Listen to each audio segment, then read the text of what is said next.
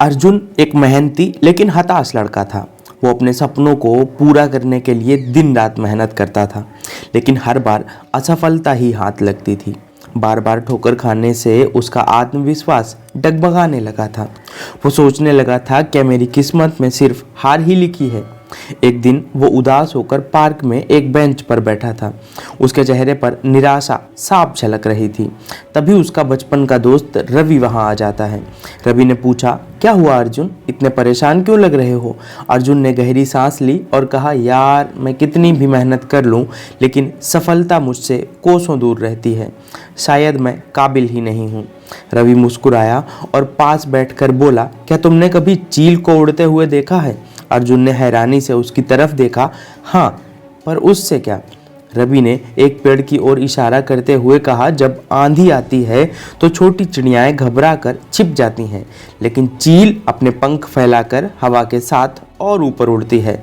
अर्जुन ध्यान से सुन रहा था। रवि आगे बोला, जिंदगी की परेशानियां भी एक आंधी की तरह होती हैं। वो हमें गिराने के लिए नहीं, बल्कि हमें और ऊंचाई तक पहुंचाने के लिए आती हैं। सोचो, अगर हर किसी को बिना मेहनत किए सफलता मिल जाती तो दुनिया में कोई महान नहीं होता।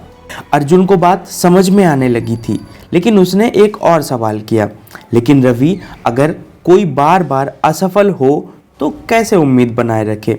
रवि मुस्कुराया और बोला, तुम्हें पता है, एडिसन ने जब बल्ब बनाने की कोशिश की थी तो वो हजारों बार असफल हुए थे। अगर वो हार मान लेते तो आज हम अंधेरे में होते। सफलता उन्हीं को मिलती है जो आखिरी सांस तक हार नहीं मानते।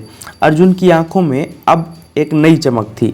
उसने जोश से कहा, अब मैं रुकूंगा नहीं, जब तक अपने सपनों को हकीकत नहीं बना लेता, तब तक हार नहीं मानूंगा। रवि ने खुशी से अर्जुन की पीठ थपथपाई और कहा, यही तो सही जज्बा है मेरे दोस्त।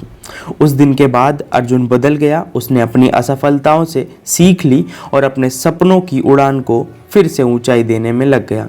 दोस्तों, कहते हैं जो गिर कर भी उठ जाए वही असली विजेता होता है, और अर्जुन ने यही साबित कर दिखाया। दोस्तों, अगर आपको ये कहानी पसंद आई हो तो इस चैनल को सब्सक्राइब करके बेल आइकन को प्रेस कर लो और इस कहानी को फैला दो आग की तरह। मिलते हैं ऐसी ही एक और नई धमाकेदार कहानी के साथ। तब तक के लिए नमस्कार, थैंक यू।